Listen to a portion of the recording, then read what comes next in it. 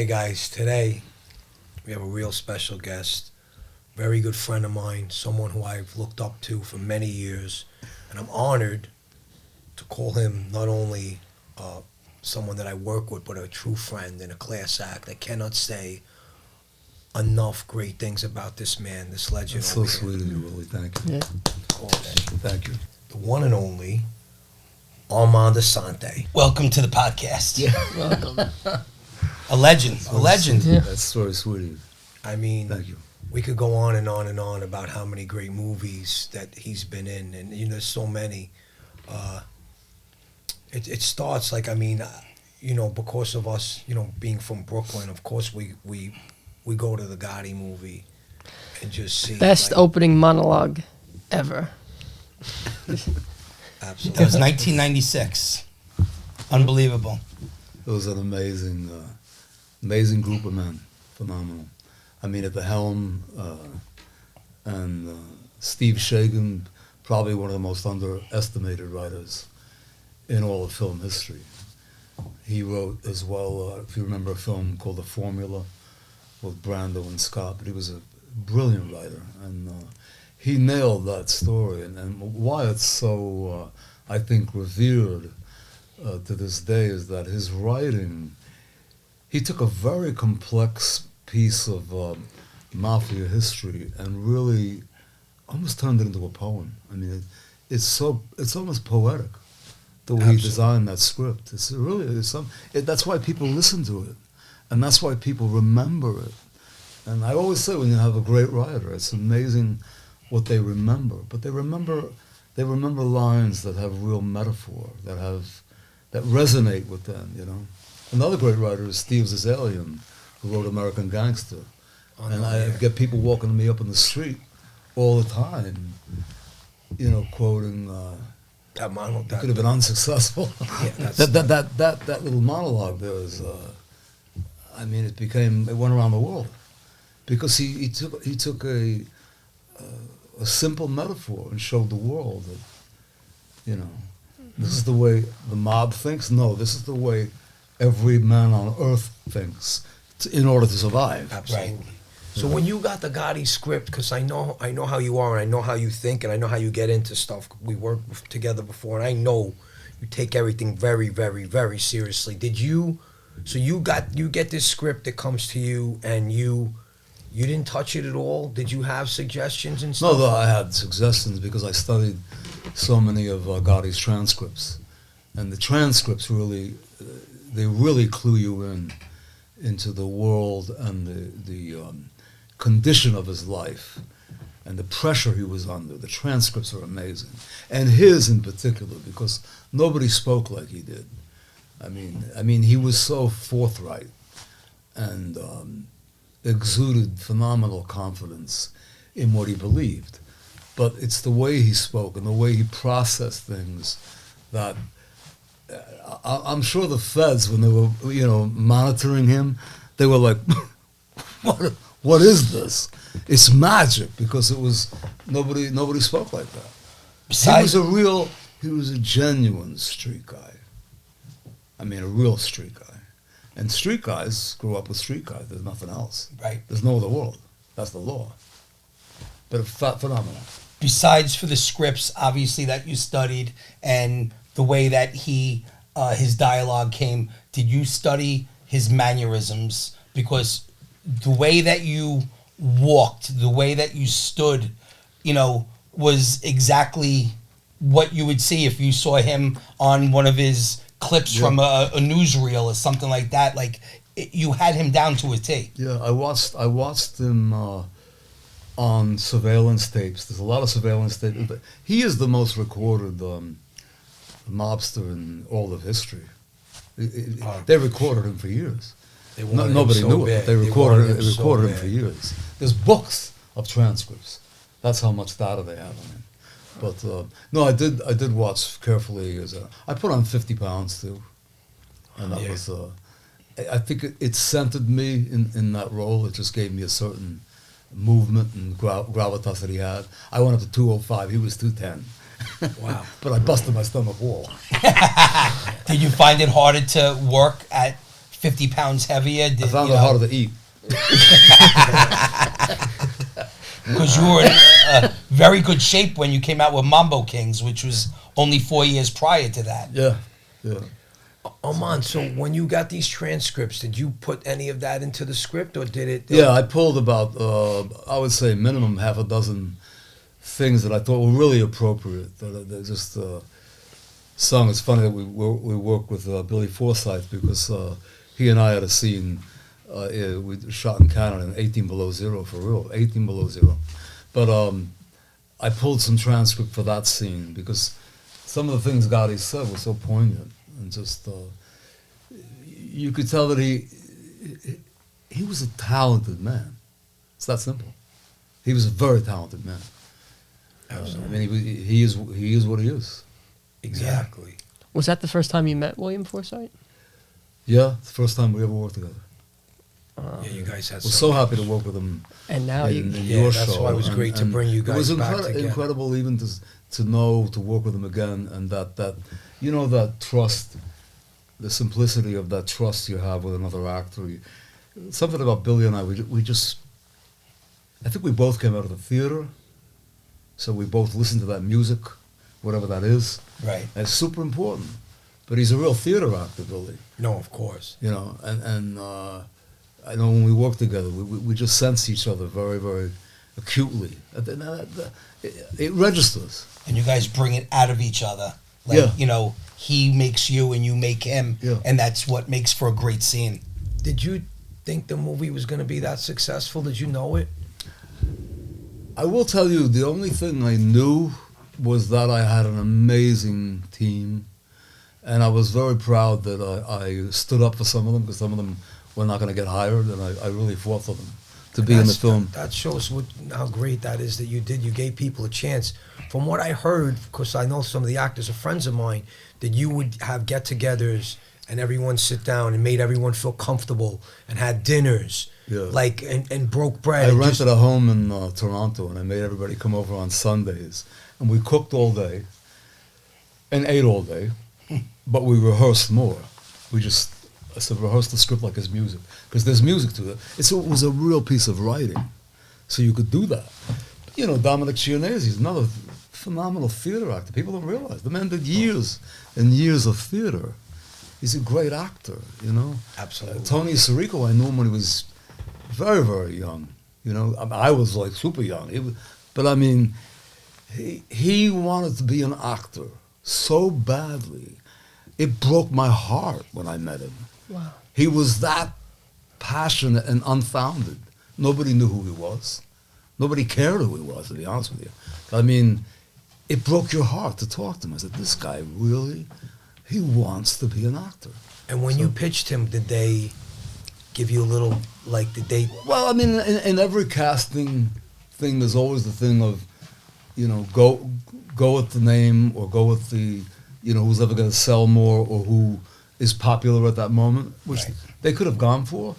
But I think when we put these guys down on tape and they started to look, they realized, wow, this is like typecasting. You know, that was the magic of it. Vinny came in. You know, as soon as he started to read Angelo, I thought, Yeah, we love Vinny. there's no work to do. He is. Exactly. He was there. Exactly. And it's amazing because so many of the people that were on there, it was so believable, because that's what we were talking about one other time about. It's different if you are an actor just learning words off of a script, but if you're a street person, you bring that street grit and energy to it, to the role that you're playing. So everything just blends in perfectly together, and it's a more believable role. Yeah, absolutely. And that's the one thing about that Gotti movie, was you felt like you were watching something off the newsreel again or something. It's how real that really was. Yeah. And the, you know, brilliant director, Robert Harmon, brilliant director. I don't think he, I mean, I know that he works constantly. I think he makes films with the famous actor, Tom Selleck. He works exclusively with him. But Robert Harmon was really one of America's really visionary directors, you know, and Gary Lucchese, who was former vice president of Paramount. I mean, it was a heady group. Absolutely. You know, it was the team. You know, like you have your show, you have an incredible cast. You have an incredible team. It's so important to It's have everything. that team. Well, we can't And to do have it the without team, It's that the whole respects team. each other Exactly. and respects their Yes. space. You know, let everybody Exactly. have their day. You know, it's really important. And I gotta tell you, Armand, you were like GQ, man. You were like the cover of GQ. You were straight up. You were the man that woman wanted, man. I mean, I know you're humble, and I know you probably don't even realize it. Thank you. But because you were one of the most humblest people, I love you to death. But let me tell you, and it's still the same because even at your age now. But when I tell you back then, you were it. The ladies. My mom still has a crush on Yeah, her. my My character mom still too. has a crush on her. You can't even. It's true. I could only imagine what it was like for you to even like go anywhere. I mean, you obviously had to like. No, I had a blessed life, and I have to tell you, I work with so many really amazing actresses. I mean, not just amazing, but beautiful, amazing actresses for years, and that's one of the great joys of my life, was the chemistry with a lot of the women I played opposite. It was chemistry, more than anything. But I just had phenomenal chemistry with Well, some it's of these. because of you, the way you make people feel comfortable. But Because- also they make you feel comfortable. I mean, acting's like tango. You know, you have to fall into place and get it right. Yeah. And a lot of it is chemistry and how sensitive you are to that other individual. You know. And I know one thing about you too, because I was listening to Al Pacino recently. I watched an interview with him, and he said repetition, rehearse, rehearse, rehearse, rehearse. And that's one thing I know about you that I love about you is that you will rehearse, Yeah. you will rehearse and keep going and keep going and keep going. You're It's not. the only thing, and I will tell you, I learned that in the theater, but it is the only key ingredient that I think a lot of young performers forget. That it's the idea of you take a piece of literature or a poem, whatever it is, but you have to put that into your DNA. You have to become that poem. So the only way to get at that is to familiarize yourself with it to the point that you become it. And that's really the miracle of the Moscow Art Theater rehearsed for 6 months. They produce some of the greatest actors in the world. I mean, in the world, bar none. You know, we have good actors, but you take a look at some of these companies around the world. I saw one of the greatest actors in the world, and one of the greatest actors I ever saw in the theater was from Georgia, in Russia, former Soviet Union. And I saw him in Australia. It was with a company called Rustavelli. I'm trying to remember his name because I went back and I met him and I talked for a very long time with him. Astonishing actor, but he had worked on plays like Caucasian Chalk Circle, Richard III. I mean, real classics for years. And when he came out on stage, he literally owned the theater. Wow. It was that powerful. He owned the theater. Wow. Because he had put this literature into his soul. And that's the essence of why rehearsal is important. And so many people, and I notice a lot of young directors, they want to let things fly. You know, they want to improvise, but improvisation is good if it really leads you somewhere. But it in itself is not necessarily going to take you somewhere. Exactly. It may make something look very vibrant and alive and spontaneous. I'm all for it. But I'm saying that improv, it all comes out of the discipline that you put into it. You know, Picasso said the best thing that I think, is that people asked him, but when you paint, you look like you're playing, The man had years of disciplining his stroke as a classical painter. He was a draftsman. So when you get to that point that you have that ability to draw, it looked like he was playing, like he was fooling around. It came out of a classical discipline. It's not just playing around. You know what I mean? amazing. And people get, amazing. especially in film, people get confused. They think it's a very simple process. We know. It can break your heart every day. I mean, it's a very painstaking, specific, very detailed process. And the better the writing is, the more you have to pound away at it. Absolutely. Is there a particular role, Armand, that you or someone you worked with that you could say is like the one of the like?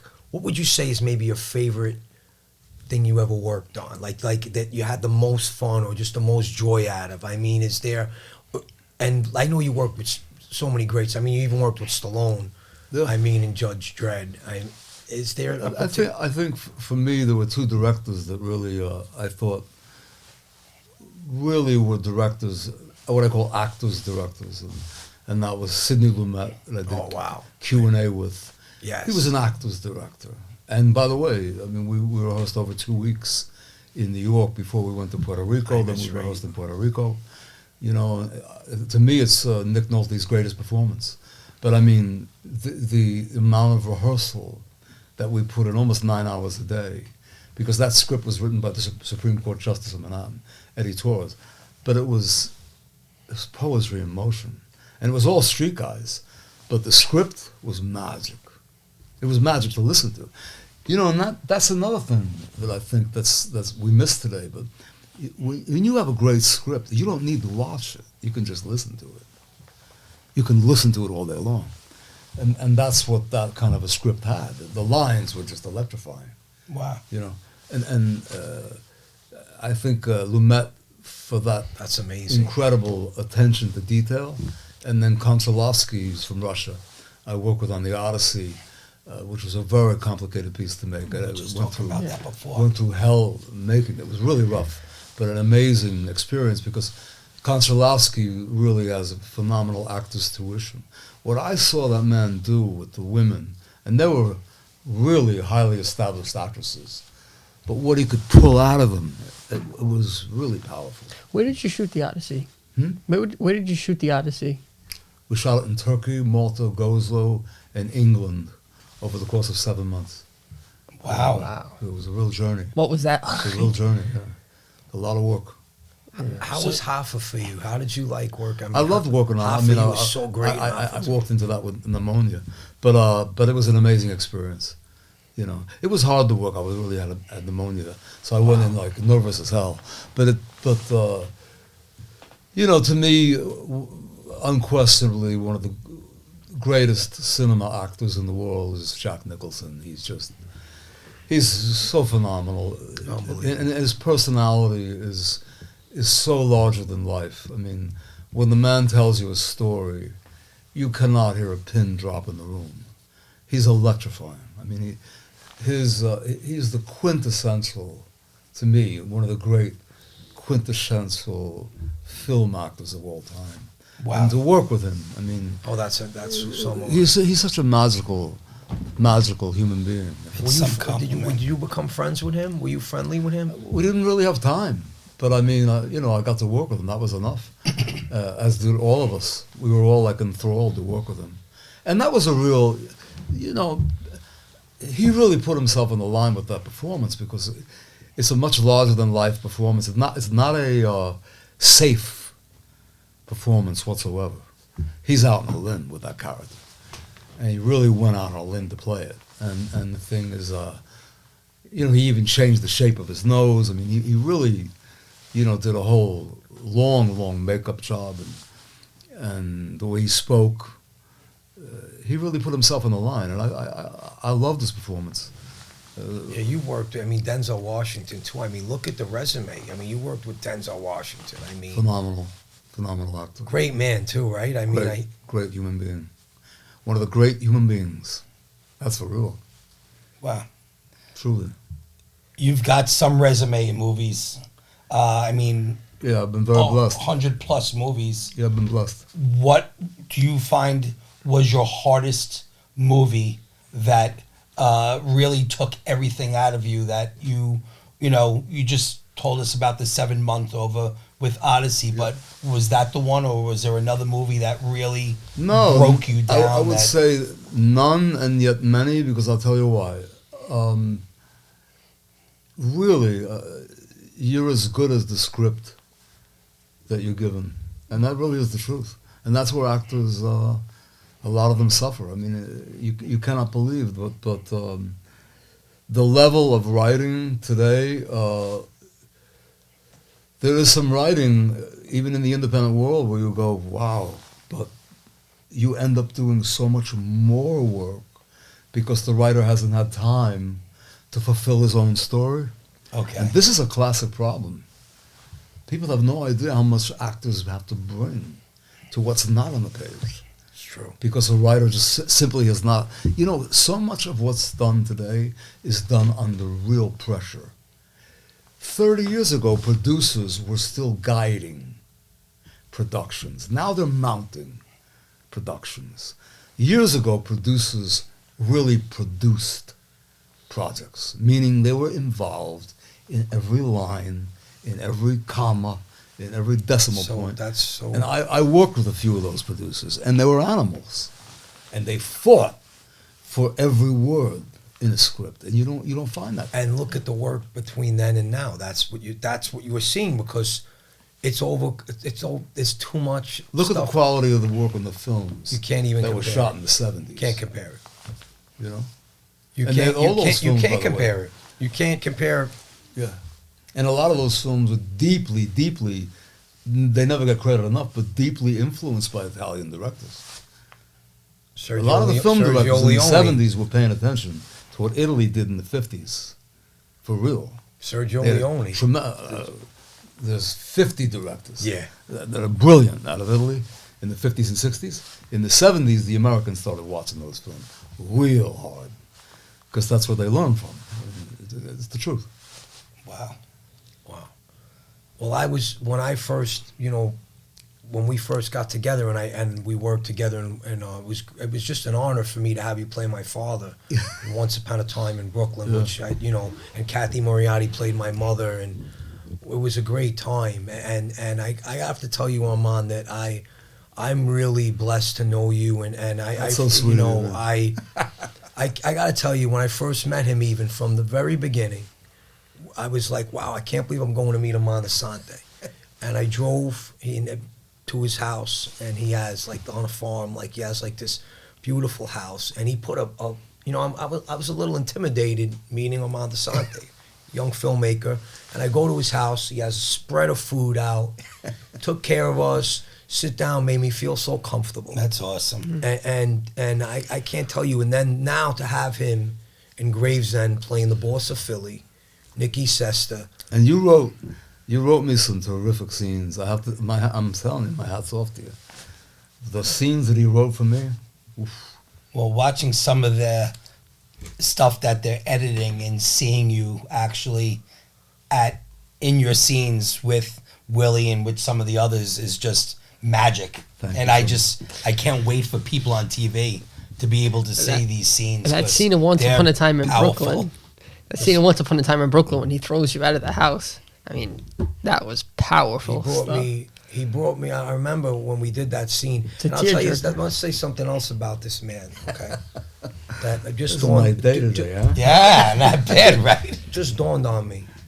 So we're working. We're doing this big scene. I have a scene where I come into the house and my father throws me out of the house, and my character Bobby Baldano was just a wreck. And I came in. I'm leaving. I want to go back. I want to be with my father now, because I was a mess, and I wanted to be with my father. And it was a big scene, and it got late.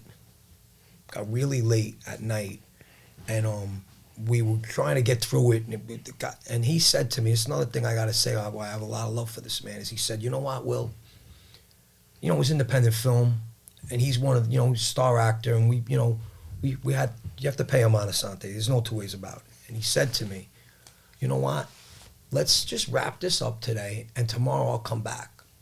Let's just get it right. Don't worry about paying me tomorrow. I'll give you an extra day, because he cared about the work. Wow. It wasn't about, let's get it done today, let's do it and kill ourselves. Right. and going to 4 or 5 in the morning when we're both zombies. Yeah. But we went, he gave us an extra day. And when I tell you, if you watch that movie, the magic of that scene, and he brought me to tears when I'm sitting there because he was so on point that I was just like blown away by it. Oh, that's And- wild. Yeah. When you remember That's that. cool. Yeah, That's and very, I very- appreciate that, and that's why I'm so thrilled that we're working together again, and that we're doing more. Between you and Chaz Palminteri and Andrew Dice Clay, and You have an amazing company. You pulled together some amazing actors, and that's to your credit. And it's also to the fact that you're writing your heart out. But because none of these guys would step up to the plate if the writing wasn't on the page. And I think what you've written is very off the mark. It's not typical. It's definitely not anything to do with The Sopranos.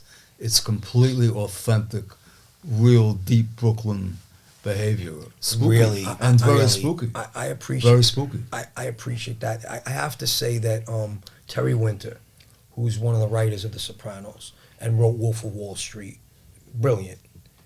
He watched some of my show, and he gave me the best compliment, and I'm humbled by it, and I appreciate what he said to me.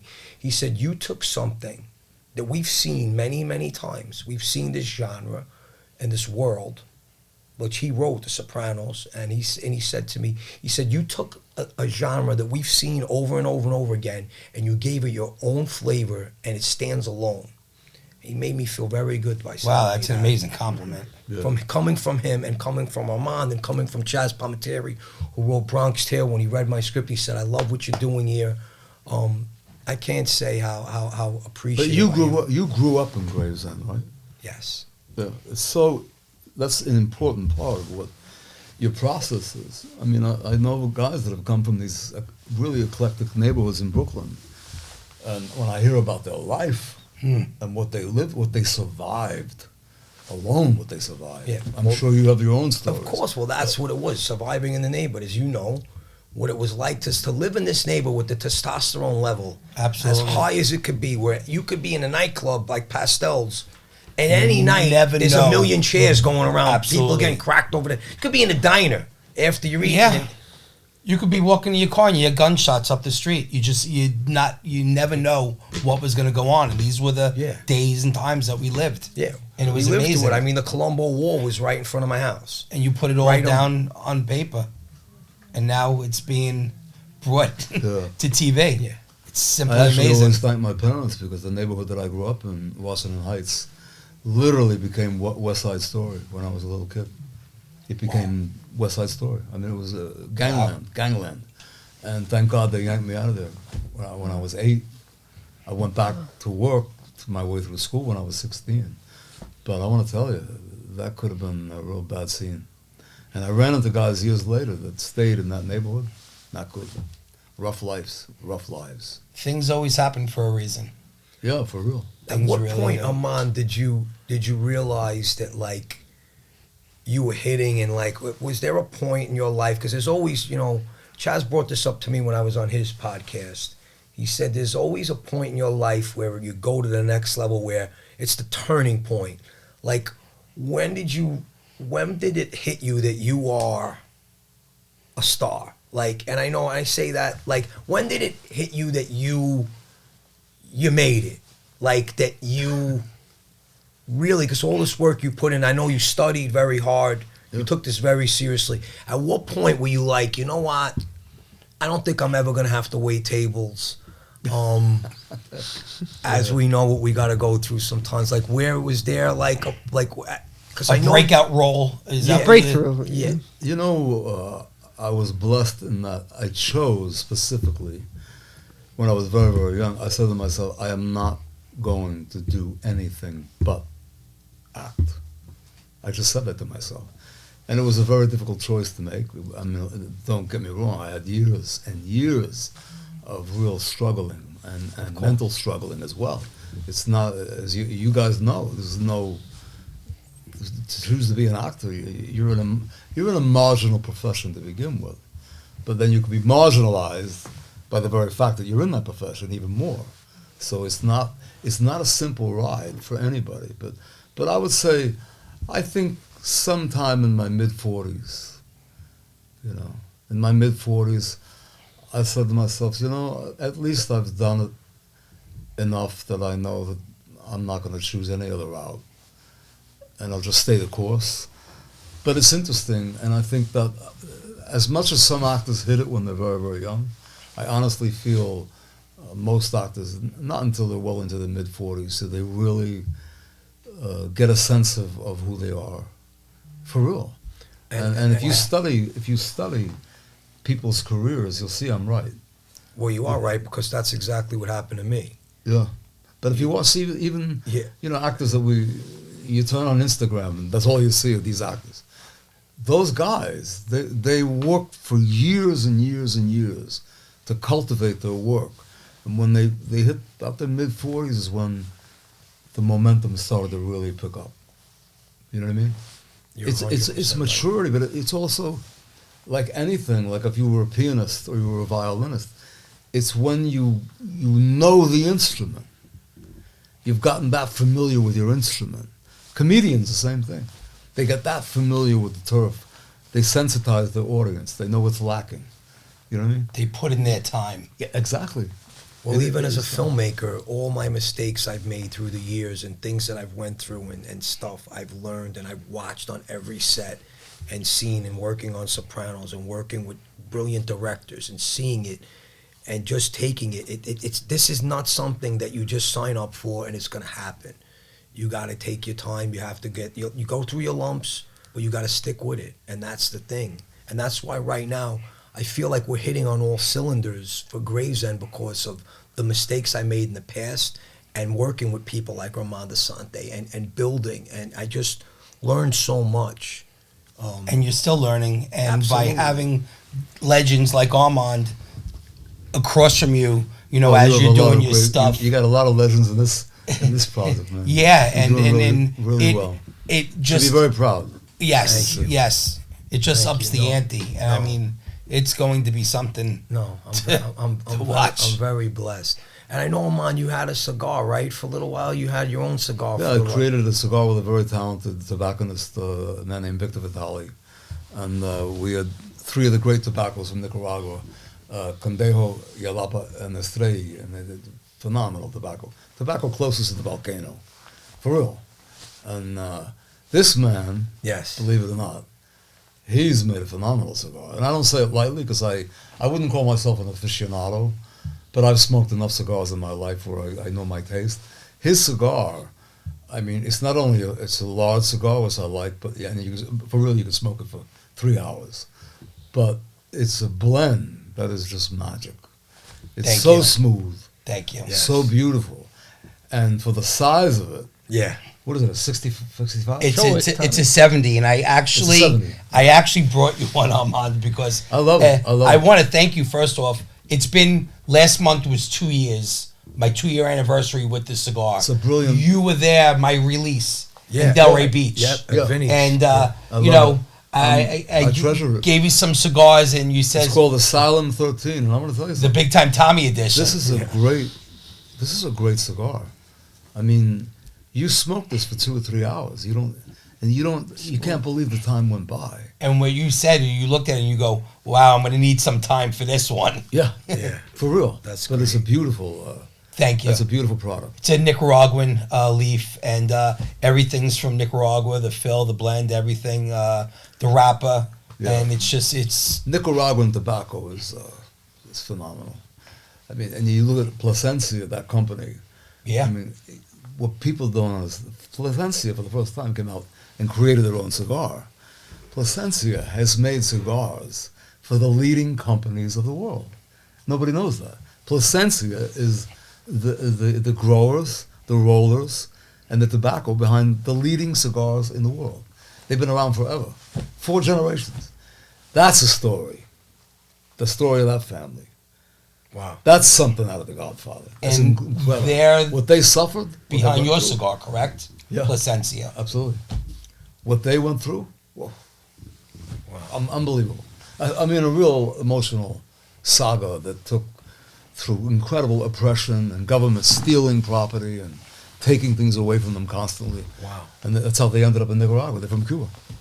Wow. Brilliant people.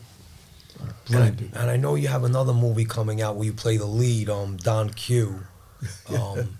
It was still hammering away. It's a very talented young director. Oh, he's not that young, but he's around 40, 45. He's in his stride. Claudio Balente. Yeah. Very talented guy. Yeah, he had a little partner and we did something. You were fantastic in it. Thank you. Claudio was very, very gifted. Thank you. Very original. And I think what he's done is created almost this journey of this guy who lives in his own head. You know what I mean? It's great. And it was interesting to work on. It was a very interesting project to work on. I can't wait to see. And we have a very, very talented group of actors in that as well. I don't know if you guys know, but I was supposed to be in that. No kidding. I broke down with my car the day I was. I heard that. So Oh, God. when Chuck Zito Chuck's our buddy.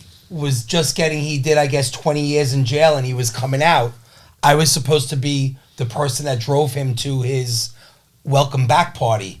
In my 77 sedan DeVille. And it broke I had a down? blowout on the expressway. God. The expressway's a bitch, man. There's Oh, my potholes and you Yeah. could put a body in there. It's just crazy. Yeah. So I hit this pothole. My tire blew. I had to be there by 2 o'clock for the shot. And all of a sudden it's 12, 12:30, 1 o'clock. I call. And I'm thinking it's the Claudio guy because that's the number that I had. I'm like, I'll send you a picture.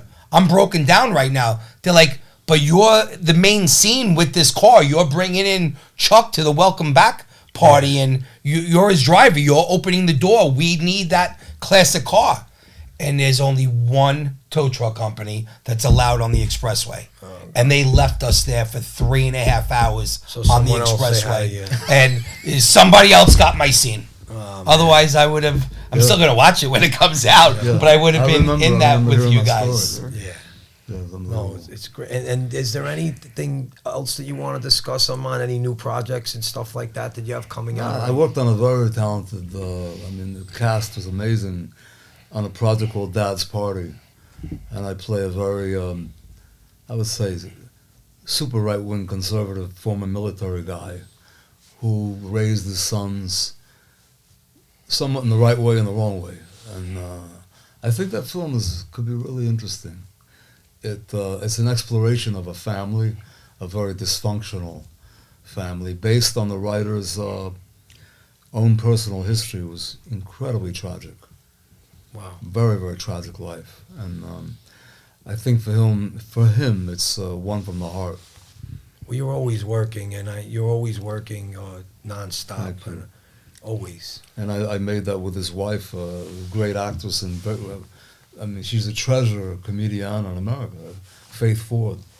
Remember from Candice Bergen? No. She was brilliant. She played Corky. And wonderful Wow. actress. So you're in production now of making that? We literally just wrapped it. Oh, okay. Yeah. Congratulations on that. Thank you, man. This was really sweet of you to do this. I'm like shocked here. No. Beneath the Brooklyn Bridge. Of course. Is this a great backdrop or what? Is that a backdrop? And how was it to work with Stallone? How was? I've said this forever. I mean, he's heard me say it so many times. He's so genuinely gifted. He is. He's an immensely talented guy. It's just that simple. He always was, and he's an immensely talented worker, which I love because he just wants to work. Yes. And he's always been that way. I think also from a very young age he knew he was icon material, and he built himself that way. He knew that he was an icon, and he became an icon. I mean, an immense icon. But he's also an incredibly gifted writer. He's a gifted painter. I mean, he's a very gifted man. And 100%. I tell you, I've watched I didn't know him, he painted. hung out with him enough to know that even, his athletic ability is amazing. He was an amazing polo player. When we worked in London, when we were doing Dread, he was studying with a golf champion. He was flying the guy in. He wanted to know exactly how to conduct himself in golf. I mean, Yeah, he takes he's it very so seriously, yeah. meticulous in terms of Wow. what he does, you know. Well, look at the work he put into play Rocky. I mean, he really boxed. I mean, Yeah. he really, really. He trained like a boxer. Yeah, he Yeah. really did. And when we speak about icon, you're an icon.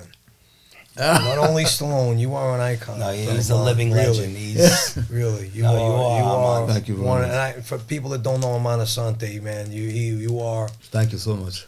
and to Love think you, that I real. seen you on TV saying, "Look at all these great parts. What an incredible actor!" And and we met each other, a bunch of times now, and Yeah.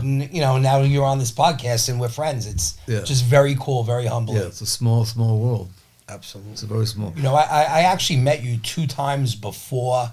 I talked to you about one of the times. Wow. Well, we were at Shooters in Oakland Park Boulevard on the water on the Intracoastal. Oh my God, that's got to be so many years ago. Armand, it was 1995. Wow. We were sitting there, and I was at a table with about 5 or 6 guys. You know what kind of guys I'm talking about from New York. Right. And you walked by, and we noticed that it was you. And all of a sudden, you looked over. You nodded your head, hello. We said hello back. Do you know, I don't know if you remember this. You sent drinks over to our table. I what? You sent drinks over to our table. It's so good of me to do that. Yeah, it really was. That's Armand Assante. I must You have felt sent- obligated. You sent drinks over. You sent drinks over to our table, and You know what's so wild? I'll never forget That's that. when There I was- started to do. That's when That's Gary when Lucchese and Robert Harmon striptease. and they flew down from New York, and they offered me Gotti. Oh, okay. And that's when I started to do my initial homework. And you know that That's not here's, talk about fate. I was working in Miami on a whole other project, and they came down and offered me that, and I said, while I'm here, I should do some homework. And do you know who lived in Miami? His first and probably one of his most influential lawyers, Albert Krieger, who was a legend. Yes. Albert Krieger is a legend. I mean, and he was then probably in his late 70s, maybe early 80s. And I sat down with him on several occasions. And after I'd been off, and I interviewed him extensively. And I met a couple of other guys. I met one guy that actually grew up with Gotti. They were down in Miami. Wow. That was just complete coincidence. You in didn't my meet life. this because we're friends with the son. Did you not meet the son until after, or did you meet? I met John Jr. Only maybe 2 years ago. Never met him. And you were Never speaking met to him. Cutler too, right? I heard there's a whole story with Bruce Cutler. I met and Bruce. I met Bruce. Bruce, yeah. and then he was telling you, "Don't Well, do you know it." what? When I read, Like a whole bunch. When I read the original script, it was funny. I studied it, and I started to look up all these names, and I went back to HBO, and I said, "You've got to change these names." I said, "These guys are all on parole." I said, if we get something wrong in the film, the mob's not coming after you. The lawyers are going to kill you." And so HBO said, "Okay, find the names out," and I sent the script to Bruce Cutler. I said, "Please examine this very carefully," because he was very appreciative that I did that I showed him the script. They were like over the moon. Did John send a message back then? No, nothing. John never heard. They kept this away from John. Yeah. For real. And you know who else you worked with on that? Who I loved, who passed away? Who I did a movie with him. Played my uncle was Ray Serra. Ray Serra was Oh, a brilliant, wow. Ray Serra. brilliant was great. actor. You had him in Wannabes. Yeah, Uncle Tommy. He Yes. was brilliant actor. Yeah, I loved Ray. I made a film with him and Alan Arkin in 1985 for CBS called Deadly Business. Really authentic film. I mean, really. And Ray was electrifying. Good man. Phenomenal actor. Yeah, great people. Really remarkable. That's what it's all about. It's our relationships and the people and what we could our stories we can tell like this. We're very blessed to be able to do this and work with such great people. And I love sitting around just talking about, listening to stories from people, from back in the day, and just, where you started and stuff like that, but just stories of the neighborhood and how you started and where you're at. And it's just, it's great stuff. You know what it is, Tommy, back then, and I'm sure Ahmad could attest to this, being an actor back then, it was so special because when you think about the way it is today and the way it was, you had a headshot, you put your resume on the back, you went into the city, you try to pass your headshot around, make yourself be seen. when you went in the room, you seen the casting director. Now it's all self-tapes. It's people from yeah, I Iowa get it. reading for the same part I as get you. you. They're sitting in Iowa. They say Self-tapes. they're located in New York. It's watered down. It makes sense what It's you're not. saying. It's not what it. Even New York City, it wasn't like when. And Armand's there before me, so he has even better stories. Mary Lou's and all these places that actors went to and hung out. There was such a pride about it. It was so special. And you had to show face. Where today they could just open up Instagram and say, I like that guy's look. And the guy never had to even go to another state to even audition. Well, even certain, I mean, then reality TV and other things that just changed what it was like. True. You know what I'm saying? Like how it was. It was really remarkable. I was at an event about last year, and I ran into Dan Grimaldi. Now, it completely escaped me. He reminded me. He and I did street theater in New York for Joseph Papp. We were both 22 years old. Wow. Dan's in Gravesend too. Yeah. Yeah. Is that right? Yeah. Yes. Can you imagine? We did street theater from a school bus. You know, and I couldn't believe it. I hadn't seen him in 47 years. I'd never seen him in 47 years. That's remarkable. But the memory of that experience, Of course. it's like crystal in my head. But how do you feel now when you see the difference of like a guy like my son who's a new actor? He's a And- fabulously gifted actor. Thank Yeah, you. He really you so is. much. Thank you so much. They really are. But how different it is for them, and what the way it is with them, and how different it is for them, and how do you feel the business has changed? What's your take on how the business has changed from the way it was into the way it is now? I mean, I regret that I don't have time to stay in touch with the real New York theater scene, but I will say that had a phenomenal amount to do with the level of the work that came out of New York, the caliber of the teachers that taught in New York were of another world. And most of them, by the way, went back to Russia to study with the Moscow Art Theater. Stanislavski was not an accident. And his nephew, Michael Chekhov, he was the principal coach to a lot of the biggest stars that ever came out of Hollywood. He was teaching them Stanislavski's method, which took 6 months, and he was teaching them to do it in 6 weeks. So, I mean, this is not an accident. All the great teachers had gone back and studied with the Moscow Art Theater. So- Harold Clurman, all these giants Wow, that came I- and I would say that even though I was even too young to know that part of the theater, but when I came into the theater in the very late 60s, the shadow of that was still in New York, right through the 70s and 80s. I mean, the talent pool of people that were working and nurturing people, that's what's different. You had giants that were nurturing very talented young people. I don't know about the giants today. I wouldn't know. I'm sure they're great teachers. I don't know about them. But I'm just saying, at that time, you could name almost 10 brilliant people in New York to study with, who had their own schools, all had their own approach, all was an amalgamation of a lot of technique. But I'm saying that environment was not only inspiring, it made you want to do more. You wanted to work more. Was it You easy just to wanted get into better. those schools? Huh? Was it easy to get into those schools or to take classes from some of the greats? I mean, if you were they handpicked? auditioned enough and you showed you had the will to hang in there, yeah, you could get in, and that was the magical, I think, part of New York. But especially that level of theater that came out of New York in the 40s and 50s and 60s. When I went into the theater, it was very late 60s. But I'm saying is that magic was still very magnetic and present, you know. And I think I wouldn't know where to look today to find that. I'm sure it's there. I wouldn't know where to look. Right. But then it was in your face. It was really in your face. That's powerful, and that was something that I think you'll find anybody from my generation. They'll tell you the same thing. Very powerful. And that's the difference between the old school and the new school. Exactly. Well, we appreciate you, Armand. so Thank More you than so you could much for imagine. giving But us this I'll time. tell you one thing. When you say old school, new school, the talent that I see today in young people is mind blowing. It's mind blowing. there's so many gifted young people all over the world, by the way. But it is mind-blowing what I'm seeing coming out of young people. The level of the willingness to commit to the levels of emotion that they do. I mean, very courageous. A lot of courageous people. Absolutely. And a lot of great movies coming. Yeah. And we got those courageous people in Gravesend. Oh, yeah, we do. Definitely.